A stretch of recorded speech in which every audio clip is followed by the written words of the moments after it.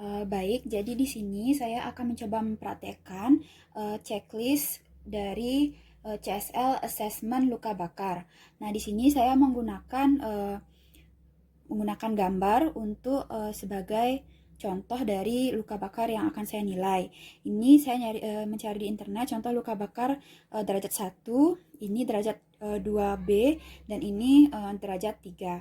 Baik, untuk checklistnya saya mulai dari yang pertama, yaitu menilai penyebab dari luka bakar baik termal, elektrik maupun dari zat kimia. Untuk luka bakar yang pertama ini disebabkan oleh sebab panas, yaitu paparan matahari atau sunburn. Kemudian yang kedua disebabkan oleh tertumpah air panas, termal juga. Kemudian yang C, ini saya dapat gambarnya dari buku modul. Ini disebutkan bahwa disebabkan oleh ledakan radiator. Baik, kemudian untuk checklist yang kedua yaitu menilai umur pasien. Nah, di sini umur pasien didapatkan pada anamnesis. Kemudian berikutnya yaitu menilai kedalaman luka. Nah, di sini ada dua tipe kedalaman luka, yaitu partial thickness dan juga full thickness. Untuk yang partial thickness tersebut ada yang superficial, ada yang superficial dermal, ada yang deep dermal. Nah, untuk foto yang pertama ini karena tergolong luka derajat 1, jadi kedalamannya yaitu superficial, maksud saya partial thickness yang superficial. Yang gambar B yaitu partial thickness deep dermal, dan yang C yaitu full thickness Nah, di sini selanjutnya dari menilai kedalaman luka ini juga dilakukan penilaian terhadap penampilan luka. Nah, di sini diperhatikan juga warna dari lukanya. Untuk gambar A yaitu derajat 1, terlihat warna lukanya itu kemerahan. Kemudian pada gambar B di sini terlihat pucat lukanya dan juga kering, tidak terdapat adanya bula. Kemudian gambar yang C terlihat lukanya sudah menghitam dan juga kering. Baik, kemudian untuk checklist yang selanjutnya yaitu menilai blanching dan juga pengisian kapiler, yaitu dengan menekan luka menggunakan cotton bud steril. Jadi di sini kita anggap ini adalah cotton bud steril. Di sini kita tekan lukanya dari foto yang A, karena ini adalah luka derajat 1, maka apabila ditekan nanti akan menghasilkan warna pucat. Kemudian apabila setelah dilepas tekanan tersebut akan kembali memerah dengan cepat. Kemudian untuk gambar yang B, di sini karena dia merupakan luka derajat 2B atau partial thickness yang deep dermal, maka apabila ditekan harusnya tidak memucat lukanya.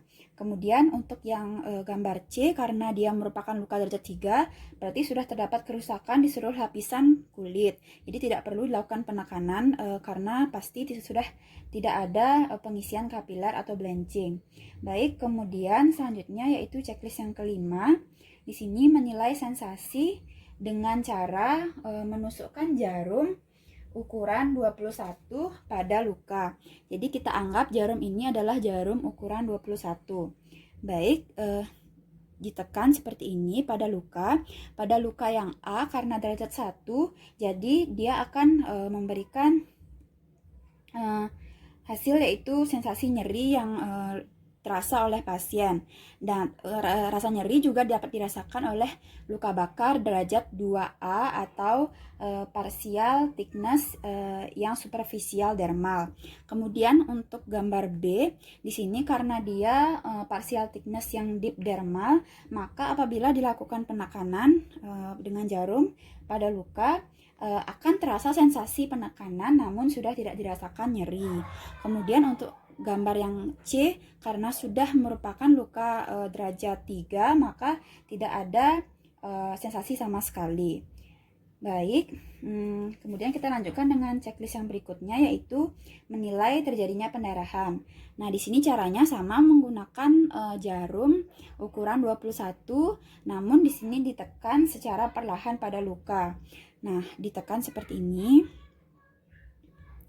Kemudian nanti apabila di gambar A ini karena masih derajat 1 jadi akan timbul pendarahan langsung pada luka tersebut. Sama halnya juga pada luka derajat 2A atau partial thickness yang superficial dermal. Kemudian pada luka derajat B, pada gambar B, nanti apabila dilakukan penekanan dengan jarum ini awalnya tidak akan muncul pendarahan.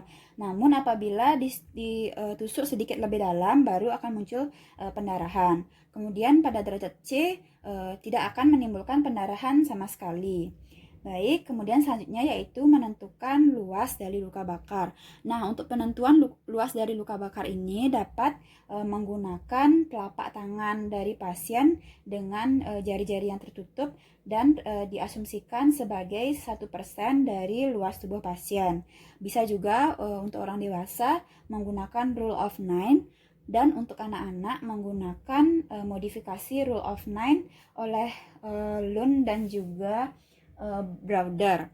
Nah, nanti baru kita tambahkan seluruh luas luka bakar di seluruh tubuh, kemudian mendapatkan hasilnya. Namun karena ini hanya demonstrasi menggunakan gambar, jadi saya tidak bisa mengukur luas dari luka bakar yang dialami pasien seluruhnya. Baik, lanjut ke checklist yang berikutnya yaitu menentukan faktor komorbid seperti diabetes mellitus, penyakit jantung, kehamilan, dan lain-lain. Nah, untuk faktor komorbid ini akan didapatkan melalui hasil anamnesis. Kemudian selanjutnya itu melaporkan kesimpulan. Nah, di sini kalau menurut saya kesimpulannya itu seperti diagnosis yang didapatkan. Misalnya pada gambar A ini diagnosisnya yaitu luka bakar derajat 1. Kemudian pada gambar B ini diagnosisnya luka bakar derajat 2B. Kemudian yang terakhir yang gambar C yaitu diagnosisnya luka bakar derajat 3. Baik. Selanjutnya juga di kesimpulan ini bisa dijelaskan mengenai rencana tindakan medis ke depannya seperti berapa kali harus kontrol dan lain sebagainya. Dan yang terakhir pada checklist yaitu menentukan penata laksanaan luka, apakah dapat dirawat langsung pada tempat asesmen luka bakar ini atau dirujuk ke rumah sakit yang lebih besar. Nah, di sini untuk gambar A karena dia masih derajat 1, jadi masih bisa ditangani oleh dokter umum, sedangkan gambar B dan C yaitu luka bakar derajat 2B dan juga derajat 3 sebaiknya dirujuk. Baik, sekian asesmen luka bakar dari saya. Terima kasih.